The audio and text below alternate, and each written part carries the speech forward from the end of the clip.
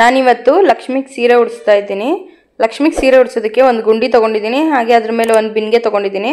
ಆ ಬಿನ್ಗೆಗೆ ಆಲ್ರೆಡಿ ನಾನು ಕಡ್ಡಿ ಕಟ್ಟಿ ಇಟ್ಕೊಂಡಿದ್ದೀನಿ. ನೋಡಿ ಈ ಥರ ಸಾಫ್ಟಾಗಿರೋ ಬಾರ್ಡ್ರ್ ಇರೋಂಥ ಒಂದು ಸೀರೆ ತೊಗೊಂಡಿದ್ದೀನಿ. ಫಸ್ಟ್ ಇದನ್ನು ಸಣ್ಣದಾಗಿ ನೆರಿಗೆ ಇಟ್ಕೊಳ್ಳೋಣ. ಚಿಕ್ಕದಾಗಿ ನೆರಿಗೆ ಇಟ್ಟಷ್ಟು ತುಂಬ ಚೆನ್ನಾಗಿ ಬರುತ್ತೆ, ಪ್ಲೀಟ್ಸ್ ಎಲ್ಲ ಜಾಸ್ತಿ ಬರುತ್ತಲ್ವ, ಹಾಗಾಗಿ ಲಕ್ಷ್ಮಿಗೆ ಸೀರೆ ಉಡಿಸಿದ್ರೆ ತುಂಬ ಚೆನ್ನಾಗಿ ಕಾಣಿಸ್ತಾ ಇರುತ್ತೆ.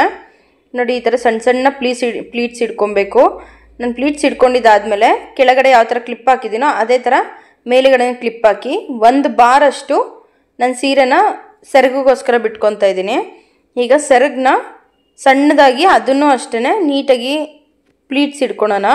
ಸಣ್ಣಗೆ ಬಂದರೆ ತುಂಬ ಚೆನ್ನಾಗಿರುತ್ತೆ, ಹಾಗೆ ಲುಕ್ ತುಂಬ ಚೆನ್ನಾಗಿ ಕಾಣಿಸುತ್ತೆ ಅಂತ ಅಂದ್ಬಿಟ್ಟು ಪ್ಲೀಟ್ಸ್ ಇಟ್ಕೊಂಡಿದ್ದು ಆದಮೇಲೆ ನಾವು ನೀಟಾಗಿ ಅರ್ಧಕ್ಕೆ ಮಡ್ಚ್ಕೊಬೇಕಾಗತ್ತೆ. ಸ್ಯಾರಿನ ಮಡ್ಚಿದ್ರೆ ಅಂದರೆ ಒಂದೇ ಲೆಂತಲ್ಲಿ ಬರಬೇಕು ಅಂತ. ಈಗ ಒಂದು ಗುಂಡಿ ಏನು ತೊಗೊಂಡಿರ್ತೀರಲ್ವ ನಾವು, ಅದ್ರ ಒಳಗಡೆಗೆ ಸ್ವಲ್ಪ ಮಾತ್ರ, ತುಂಬ ಒಳಗಡೆಗೆ ಸೇರೋ ಹಂಗೆ ಇರಬಾರ್ದು, ಸ್ವಲ್ಪ ಸೀರೆ ಮಾತ್ರ ಸೇರೋ ಹಂಗೆ ನಾವು ಕಟ್ಕೊಬೇಕಾಗತ್ತೆ.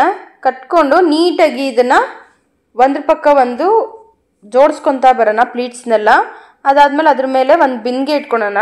ಬಿನ್ಗೆ ಇಟ್ಕೊಂಡು ಇವಾಗ ಸೀರೆ ನೀಟಾಗಿ ಕಟ್ಕೊಳೋದ್ರಿಂದ ಸೀರೆ ಜಾರೋದು ಇಲ್ಲ, ಹಾಗೆ ಗಟ್ಟಿಯಾಗಿ ಕೂತಿರತ್ತೆ ಅಂತ ಅಂದ್ಬಿಟ್ಟು ಅದ್ರ ಕಂಠ ಇರುತ್ತಲ್ವ ಗುಂಡಿದು, ಆ ಕಂಠಕ್ಕೆ ನೀಟಾಗಿ ಕಟ್ಕೊತಾ ಇದ್ದೀನಿ ನಾನು. ಇವಾಗ ಟೈಟಾಗಿ ಸ್ವಲ್ಪ ಟೈಟಾಗಿ ಕಟ್ಕೊಂಡ್ರೆ ನೀಟಾಗಿ ಗಟ್ಟಿಗಿರುತ್ತೆ, ಯಾವ ಕಡೆಗೂ ಜಾರಲ್ಲ ಮತ್ತು ಬಿದೋಗಲ್ಲ ಅಂತ.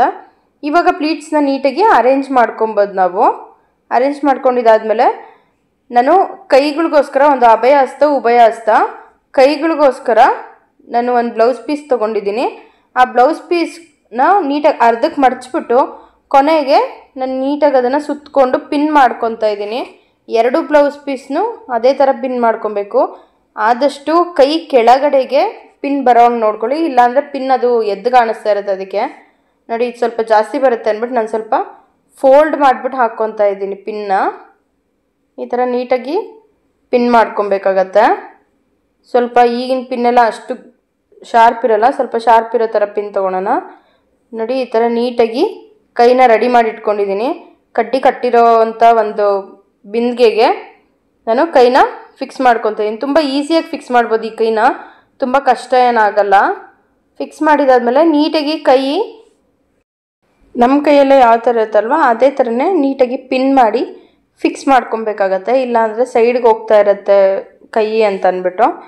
ನೀಟಾಗಿ ಫಿಕ್ಸ್ ಮಾಡ್ಕೊಂಡಿದ್ದಾದಮೇಲೆ ಈಗ ಕೈ ಫಿಕ್ಸ್ ಮಾಡಿದ್ದಾಯಿತು. ಇವಾಗ ಸೆರಗು ಹಾಕ್ಕೊಳ್ಳೋಣ.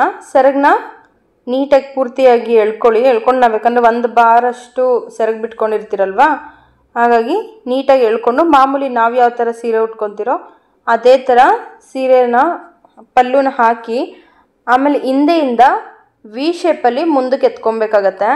ಇದು ತುಂಬ ಲುಕ್ಕಾಗಿ ಕಾಣಿಸುತ್ತೆ ನೋಡಿ. ಈ ಥರ ವಿ ಶೇಪಲ್ಲಾದರೂ ನೀವು ಉಡಿಸ್ಬೋದು, ಬಟ್ ನಾನು ವಿ ಶೇಪಲ್ಲಿ ಉಡಿಸ್ತಾ ಇಲ್ಲ. ನಾನು ಸೆರಗನ್ನು ಮುಂದೆಗಡೆಗೆ ಹಾಕ್ತಾಯಿದ್ದೀನಿ ಅಷ್ಟೇ, ಪಲ್ಲುನ ನೋಡಿ ಈ ಥರ ಫುಲ್ ನೀಟಾಗಿ ಫಿಕ್ಸ್ ಮಾಡ್ಕೊಂಡಿದ್ದಾದ್ಮೇಲೆ ಈ ವಿ ಶೇಪಲ್ಲಿ ನಾನು ಪಿನ್ ಮಾಡ್ಕೊಂಡಿದ್ದೀನಿ. ಆಲ್ಮೋಸ್ಟ್ ದುಪ್ಪಟಗಳನ್ನೆಲ್ಲ ಪಿನ್ ಮಾಡ್ಕೊತೀರಲ್ವ ಅದೇ ಥರ ಸೆರಗೂ ಅಷ್ಟೇ ನೀಟಾಗಿ ಫಿಕ್ಸ್ ಮಾಡ್ಕೊಂಡಿದ್ದಾದ್ಮೇಲೆ ಡಾಬ್ ಹಾಕ್ಕೊಂಡ್ರೆ ನೀಟಾಗಿ ಕುತ್ಕೊಂಡ್ಬಿಡುತ್ತೆ.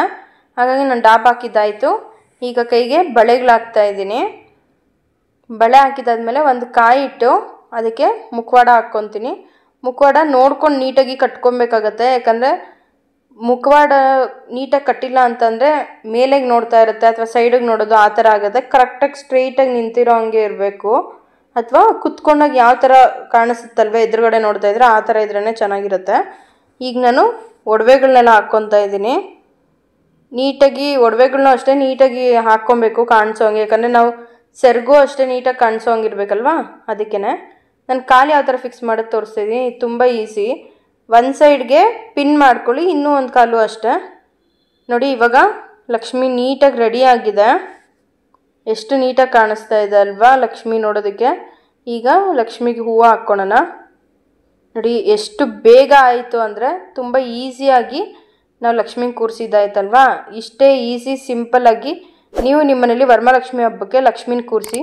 ನಿಮ್ಮೆಲ್ಲರಿಗೂ ಈ ವಿಡಿಯೋ ಇಷ್ಟ ಆಗಿದ್ರೆ ಲೈಕ್ ಮಾಡಿ, ಶೇರ್ ಮಾಡಿ. ನಮ್ಮ ಚಾನಲ್ಗೆ ಯಾರು ಸಬ್ಸ್ಕ್ರೈಬ್ ಆಗಿಲ್ಲ ಅವರು ಸಬ್ಸ್ಕ್ರೈಬ್ ಮಾಡ್ಕೊಳ್ಳಿ. Thank you.